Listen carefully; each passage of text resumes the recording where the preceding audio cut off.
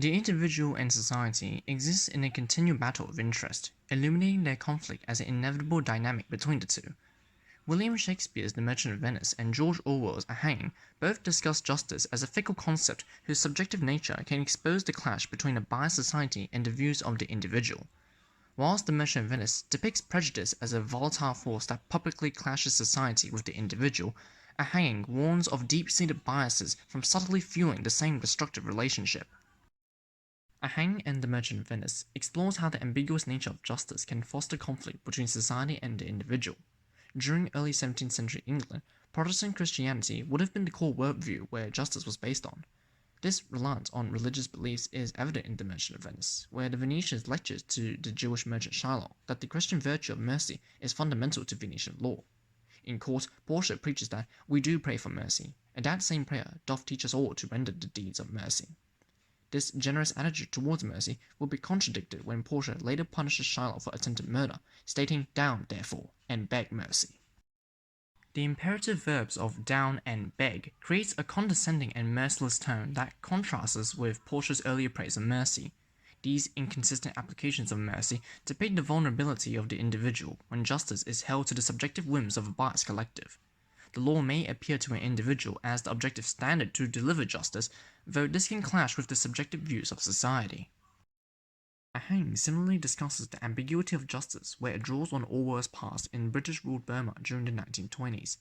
During this time, British subjugation and mistreatment towards the Burmese seemed indistinguishable from the occupied country's justice system. In the text, the guards treated death row Burmese prisoners like men handling fish, with the head jailer scolding the resisting prisoners to think of all the pain and trouble you're causing to us.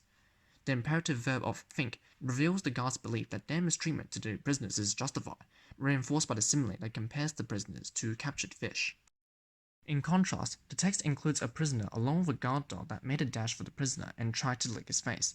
The dog is symbolic of childlike innocence and is juxtaposed with the condemned prisoner, placing doubt into whether the prisoner's death sentence is deserved.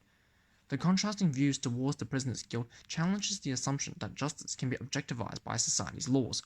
Although guilt and justice may be subjective to an individual, this can clash with the standards of society. The two texts both illustrate the dangers of subjectivizing justice and represent its ambiguity as a source of conflict between the individual and society. Both texts also depict prejudice and hatred being universally powerful forces that can sever the relationship between the individual and society. In 17th century Europe, discrimination would have been experienced by Jewish individuals from Europe's predominantly Christian communities.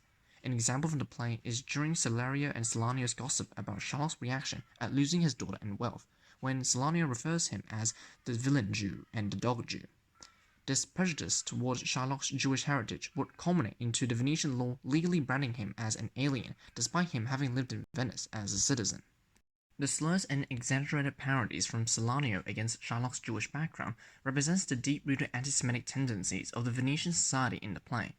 The build-up of this prejudice towards Shylock's legal alienation demonstrates the destructive nature of hatred when wielded by the collective. It is this irrational mindset that not only breeds conflict, but can also forcibly split an individual entirely from society. A Hanging also depicts this destructive nature of prejudice. It portrays 1920s Burma, when the social divide between the British occupiers and the Burmese people resulted in the mass imprisonment of many Burmese. This treatment is reflected when the guards listened to the Burmese cries, "Each cry another second of life." The same thought was in all our minds. "Oh, killing quickly! Stop that abominable noise!" The fragmented sentences when describing the prisoner's cries generates suspense, suggesting the prisoner's life as valuable and worth pitying. This will be subverted when the narrator and the guards collectively want to kill the prisoner to stop the cries. These inconsistent views exposes a disregard and ingrained bias within the guards against the prisoner.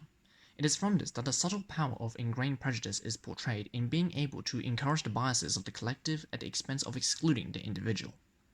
Whilst The Merchant of Venice comments on the dangers of openly held views harboring prejudicial sentiments, A Hanging warns of ingrained biases from discreetly clouding our moral judgment.